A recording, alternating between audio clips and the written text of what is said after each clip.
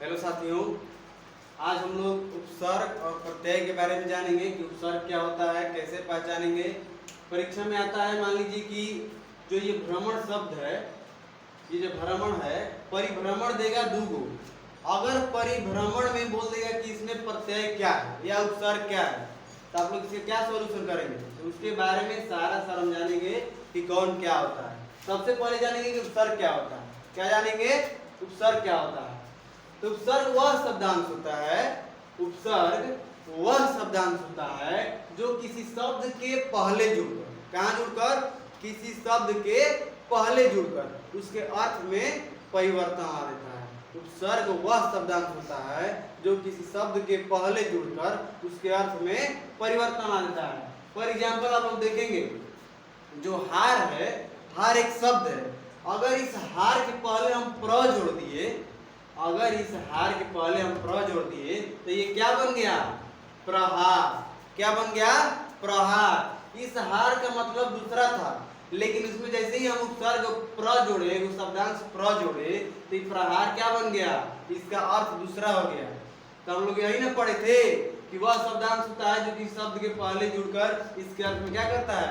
परिवर्तन कर देता है। तो यहाँ हार का अर्थ कुछ और है और यहाँ प्रहार का अर्थ कुछ और। कोई दिक्कत? आगे आपका प्रत्यय क्या है? प्रत्यय, प्रत्यय क्या होता है? इसके जस्ट अपोजिट होता है। जो उपसर्ग है इसका जस्ट उल्टा उल्टा होता है प्रत्यय। जैसे में उपसर्ग शब्दांश वह होता था कि जो किसी शब्द के पहले जुड़ता था, वैसे ही जो प्रत्यय है ये किसी शब्द के अंत में जुड़ के उसके अर्थ को परिवर्तित कर देता है। ठीक है?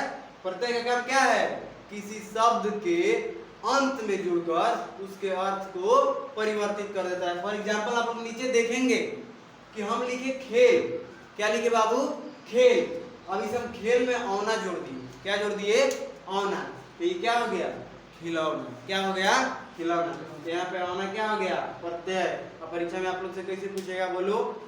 परीक्षा में आप लोग से पूछेगा कि जो खिलौना है इसमें प्रत्यय क्या है? ये जो खिलौना है इसमें प्रत्यय क्या है? आप लोग चार ऑप्शन दे देगा। क्या दे देगा?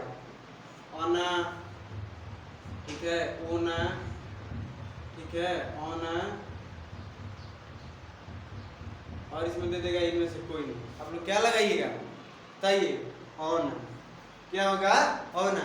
उसी प्रकार एक और नीचे और है, परीक्षा। क्या है? परीक्षा। तो इसमें जो परी, जो ये शब्द है, इसमें हम इच्छा जोड़ दिए हैं, तो ये क्या बन गया है? परीक्षा। ये कई बार आपको मैट्रिक एग्जाम में, बोर्ड के एग्जाम में पूछ चुका है कि परीक्षा में प्रत्यय क्या है, परीक्षा में प्रत्यय क्या है। तो परीक्षा में कौन सा प्रत्यय है? इच्छा। क्या है? इच्छा। अब इसमें कैसे ऑप्शन देगा? आपको दे देगा हर्षई इक्का दे देगा, और खाली खाली छा दे देगा, है ना, और हो गया कि इच्छा, और दे देगा आ। तो आप लोग क्या लगाइएगा? इच्छा। क्या होगा? इच्छा। इसी प्रकार से बोर्ड परीक्षा में प्रश्न आते रहते हैं। इन दोनों से 2 या 3 प्रश्न आएंगे ही आएंगे बोर्ड के एग्जाम में। तो आप लोग समझे उपसर्ग क्या होता है, प्रत्यय क्या होता है। एक बार हम फिर से इस पर थोड़ा सा प्रकाश डाल रहे हैं, रिवीजन करने की कोशिश करते हैं हम लोग। उपसर्ग वह शब्दांश होता है जो किसी शब्द के पहले जुड़कर उसके अर्थ में परिवर्तन डाल देता है। और प्रत्यय क्या है? किसी शब्द के अंत में जुड़कर उसके अर्थ में परिवर्तन डाल देता है। जैसे इसमें एक बहुत देखेंगे, नीचे एग्जांपल था कि भ्रमण, और भ्रमण के पहले हम क्या जोड़ दिए? परि। तो इसका अर्थ बदल गया। क्या हो गया? परिभ्रमण। यानी इसके अर्थ में परिवर्तन हुआ। परि को जोड़ने से हुआ कि नहीं हुआ? तो ये क्या हुआ? परि, इसमें उपसर्ग, इसमें उपसर्ग क्या हुआ? प्र। और प्रत्यय से इसका उल्टा है, किसी शब्द के लास्ट में जोड़कर इसका अर्थ बदल देता है। एग्जांपल में नीचे आप लोग बताएं, तो आप लोग बताएंगे कमेंट सेक्शन में कि उपसर्ग प्रत्यय का क्लास आपको कैसा लगा। अगर आप लोग को इन दोनों में कोई भी थोड़ा सा भी डाउट हो तो आप लोग कमेंट सेक्शन में बताएंगे, ताकि हम नेक्स्ट वीडियो में आप लोग के जो दिक्कत है उसको हम लोग सॉल्यूशन कर सके। तब तक के लिए इतना ही। जय हिंद। ओके।